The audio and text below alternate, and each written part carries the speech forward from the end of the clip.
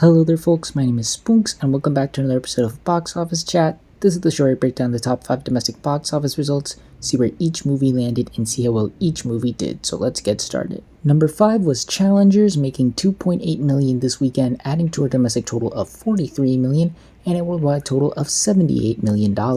So Challengers sticks around in the top 5 for another week. I thought for sure Back to Black, being the new wide release, would make enough to at least crack the top 5, but no, it was Challengers who got the upper hand over that film, which I think says a lot more about Back to Black than Challengers, but that's besides the point. The film is still doing very well, even though we are in pretty much the heat of the summer movie season, no pun intended. This movie is still sticking around. Because of that, it is $7 million away from surpassing the $50 million milestone domestically, which we'll see if it can manage to get there. It does seem to be slowing down, not significantly, but slowing down, so we'll see if it has enough juice in the tank to get past that milestone. But on the plus side, it is just $2 million from surpassing the $80 million milestone worldwide. It's going to surpass that very soon. I definitely think this is going to surpass $90 million. Don't think it's going to be able to double that $55 million budget worldwide, though. Excuse me. It just seems a bit out of reach, but given how close it is to that, and it's going to be on video on demand and streaming pretty soon, I'm sure it'll be able to reach the doubling point through those ends. So yeah, Challengers still a pretty solid sleeper hit in my eyes, given that it's a tennis rom-com drama thriller, whatever you want to call it. This is still more than I expected for the type of movie it is, and given how good of a movie it is, the fact that it was able to do this well is still very impressive. Not much more else to say except good job. Number 4 was The Fall Guy, making $8.3 million this weekend, adding to a domestic total of $62 million and a worldwide total of $127 million. So The Fall Guy has surpassed the $60 million milestone, which isn't bad considering the opening. Worldwide, it is just $3 million from surpassing its initial $130 million budget. Again, that is good considering the opening it had. What isn't good is that it's right now just $3 million away from surpassing the initial budget. It still has a long way to go of doubling that. It just doesn't seem likely at this point. Even though the word of mouth has been picking up, it's been helping out, it just hasn't received that boost that I think they were hoping this movie would have, that sort of praise and acclaim that they were hoping for this movie to have when they scheduled it to be the big start for the summer. Unfortunately, this just doesn't seem to be grabbing that big of an audience, unfortunately, and this is probably going to be the first big disappointment of the summer. Even if it doesn't turn out to be a huge disaster as the opening indicated, this is still not a great result for The Fall Guy. I really wish this would have done better, but unfortunately it just didn't seem like there was a lot of interest for this movie, unfortunately. So even though it's going to surpass its initial budget, yes, it surpassed $100 million worldwide, and things are looking better than they did on its opening, things are still not great for this movie, sadly. Number 3 was The Strangers Chapter 1, opening with $11 million this weekend domestically and $12 million worldwide.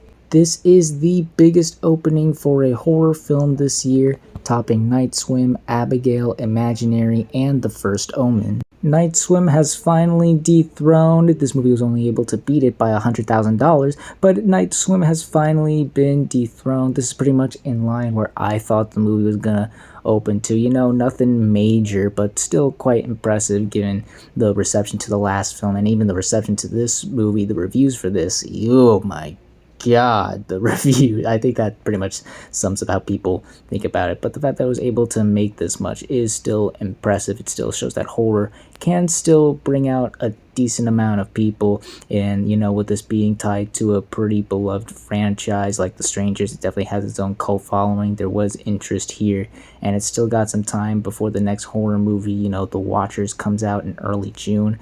And the best thing about this opening is that the movie only costed like $8.5 million to make. So it just needs $6 million more to double that. That's incredible. This movie's definitely getting there. Even with the mixed reception from audiences, it got a C on CinemaScore, which is actually on par with a lot of horror movies that came out this year.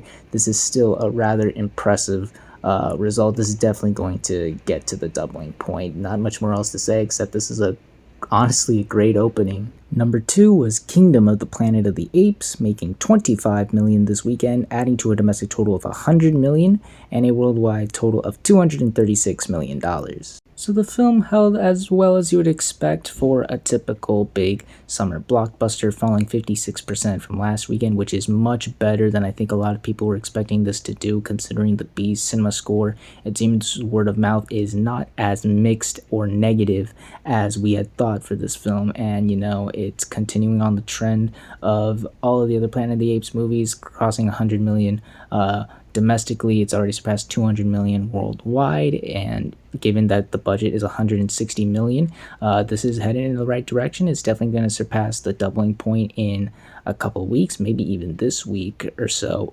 It'll probably get close, and then the week after, it'll probably really double the $160 million budget. But regardless, yeah, the movie seems to be in a better place than I think a lot of people were expecting it to be.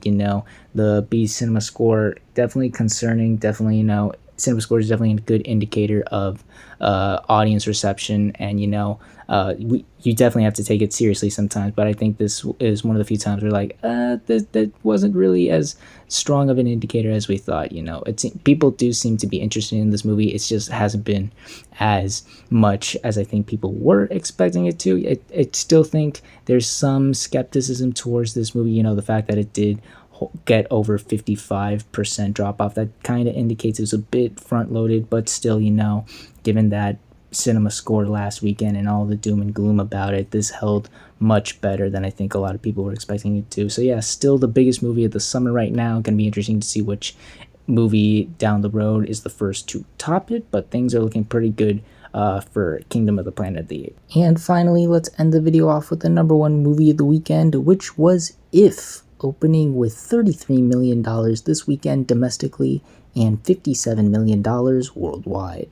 This is the second biggest opening for a family film this year, sitting behind Kung Fu Panda 4. It is also the second biggest opening of the summer, topping The Fall Guy, The Strangers Chapter 1, and Taro, but still sitting behind Kingdom of the Planet of the Apes. It is also the 6th biggest opening of the year, topping Bob Marley One Love, Mean Girls, The Fall Guy, and Civil War, but still sitting behind Ghostbusters Frozen Empire, Kung Fu Panda 4, Kingdom of the Planet of the Apes, Godzilla x Kong the New Empire, and Dune Part 2. This pretty much met in line with my expectations. I was expecting a pretty solid opening for this movie, given that it's an original movie not based off of any intellectual properties, not a part of some big franchise. It's not a Pixar, DreamWorks, or Illumination movie. It's its own thing, and the fact that it was able to get over 30 million was quite impressive. I know the tracking said 40 million, and a lot of people were upset that it didn't reach those numbers, but I honestly thought that 40 was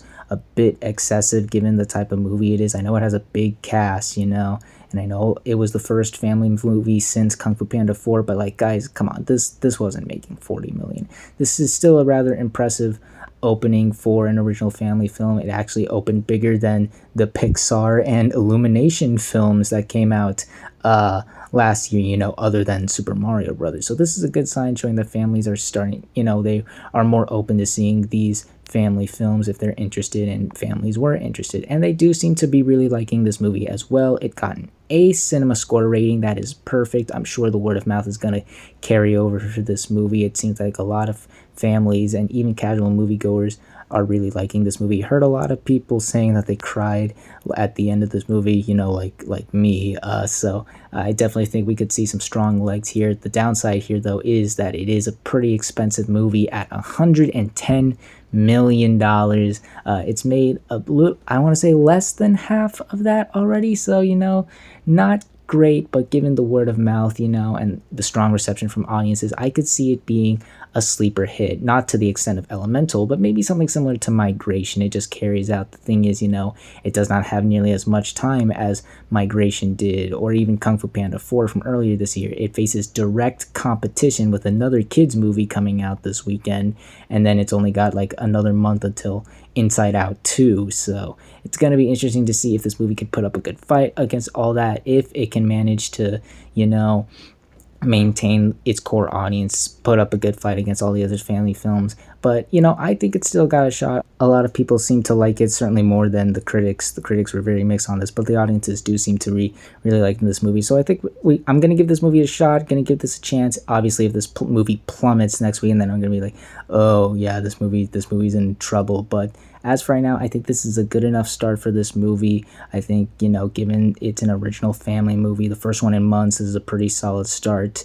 Granted, once again, it has some issues with the film, the budget, the competition, but hopefully it will prevail and become a sleeper, maybe even a surprise hit. But as the opening, I'm going to say it's a decent start. And those were your top 5 domestic box office results for this weekend, but we're not quite done yet as we've got another week ahead of us and new movies hitting theaters. And this weekend is Memorial Day weekend, what is considered to be many as the official start of the summer. And we've got 2 big new wide releases to celebrate the holiday. The first being Furiosa, a Mad Max saga. This is the prequel / spin-off of Mad Max Fury Road, highlighting the Furiosa character Charlize Theron, played in the film, and her backstory showing how she ended up in the position she did in Fury Road. I could see this movie surprising. The previous installment, Mad Max Fury Road, is one of the most beloved films in the past 10 years. Honestly, people go nuts for that movie, and there's been a lot of hype and buzz from the fan base for sure, and there does seem to be interest from general audiences. Obviously, Memorial Day weekend, this being an R-rated action post-apocalyptic dystopian film, I think is going to interest people. The cast is pretty solid with Chris Hemsworth and Anya Taylor-Joy, and all of that is good and said and done. However, the last Mad Max film wasn't a failure, but I think it was a bit of an underperformer. I think people were expecting it to do a bit better, and I could see this movie suffering that. I don't know. I just felt like this is the one movie that, compared to everything else coming out this summer, gets overshadowed by the general audience. They look at it and they go, I think I'll pass on this. Granted, again, there does seem to be interest and buzz with this movie with the general audience, but I don't know, it's just something about it feels like this may be a bit too different, too quote-unquote unique for the general audience, and they didn't even really respond well to the last Mad Max movie. So I think that's the one thing holding this movie back. I could be wrong. This could be a major overperformer. I think this movie's still going to probably do very well, especially on Memorial Day weekend, but that big issue for me is really holding this back for me, unfortunately. But yes, otherwise, I can see this movie doing pretty well this weekend. And then there's the Garfield movie, a new animated feature about everyone's lasagna-loving, Monday-hating, lazy, fat orange cat.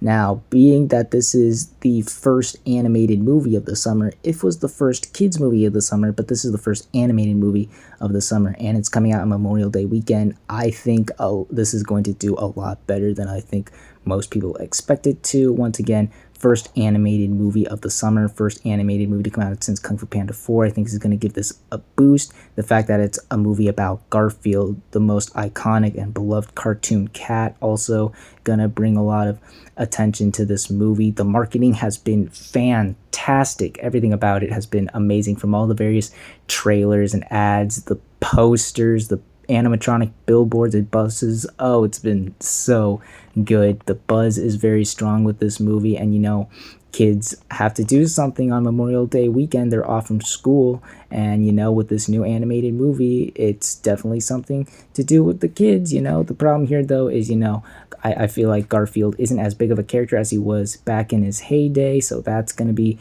an issue. How many kids really fully know who Garfield is? So that's an issue. And obviously, if already getting the strong audience reception and word of mouth it is could hurt Garfield in its legs further down. Maybe audiences prefer If over Garfield, or maybe Garfield is preferred over If. Gonna be interesting to see how both those movies do in the long run, before Inside Out 2, seeing as they're both releasing so close to each other. But as for this opening weekend, I think Garfield is really gonna crush it. This is gonna do way better than I think a lot of people expected to. I'm expecting a very solid opening here.